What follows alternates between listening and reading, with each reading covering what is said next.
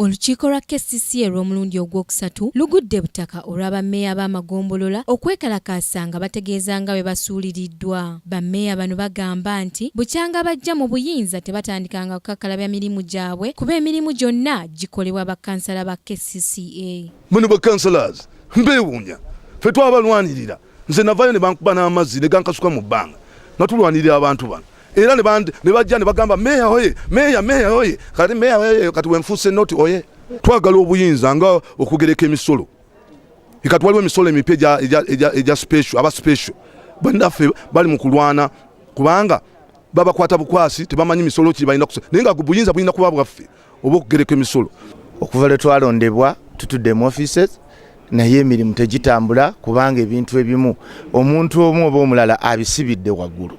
Olwaleero luno bwe banga tebatabuyinza tebatabuvunaanyizibwa bwaffe tugenda kubeera eri tuteese tukole ebintu nga bwe tuteekeddwa okubikola tukole bajeti zaffe tuziweereze waggulu mu parliament bagaane bano baba bano bazikwatako bagaane okuzikolako then tujulire mu central government oba wa minister. Akulira akakiiko k'amateeka mu KCCA Brian Mugisha ategeezezza nti bammeeya babeere bakkakkamu kubanga bali mu nteekateeka y'okwawula emirimu kisobozese bammeeya b'amagombolola okutegeera mirimu ki gye bateekeddwa okukola. Era nga alipoota gye mpadde kanso olwaleero erambika bulungi emitendera gye tulina okuyitamu nga twagala okuwa obuyinza oba emirimu egina okukolebwa division urban councils. Twagala kunoonya political solutions, twagala practical solutions.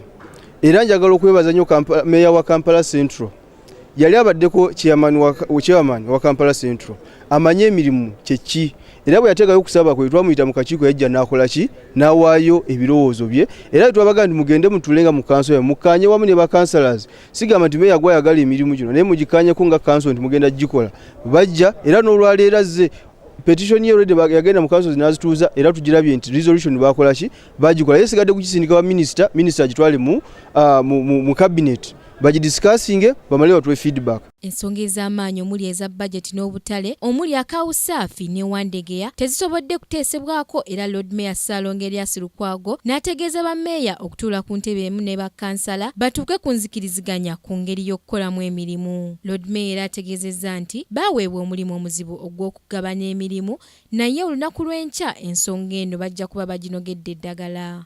Etteeka mu nnyingo eya 35 mu KCCA Act lyatuwa omulimu omuzibu gw'omulimu muzibu nti tutuule nga authority tulabe obuyinza bwe tugabanyizaako bannaffe ab'amagombolola. Bw'oga nti emirimu gyonna egyegerwako mu schedule B eya schedule eyokusatu gyonna bw'okaata n'ogigaba weesanga ng'eno waggulu kisigadde ate kiwowongole. Kati kye tusazeewo bannange bwe mbasabye ne bakkiriza nti olw'eggulu bizinensi ebadde esigaddeyo yo tugiyimiriza olwaleero kuba tubadde tuddako ku nsonga enkulu ennyo zemanyi nazo zaakaleega bitya ensonga z'obutale omuli akawandegeya omuli akawusafi obutale obulala bungi waliwo eza bajeti n'endala ne tugamba nti kaakati obudde olwaleero bizinensi ekome wano tugambe kali akakiiko akaligo ne bammeeya ab'amagombolola obudde obusigaddeyo oluggulo lwa leero batuule bakkaanye ku bino wammanga mirimo ki gye tuyinza okwawuzaamu ne tuweereza wansi magombolola. Bammeeya b'amagombolola beemulugunya olw'engeri bakansala ba KCCA gye bakuttemu emirimu gyabwe nga bagamba nti bukyanga bayingira ofisi zaabwe tebalina n'ekimu kye bali bakoze era bategeezezza nti abakansala bataaveeyo babulira ki kye balina kukola bagenda tandika okwekolera emirimu gyabwe nga tebalina n'omu gwe beebuuzizaako. Kura Kingdom TV, Samla Hanifa amalindirire. This is Kingdom TV.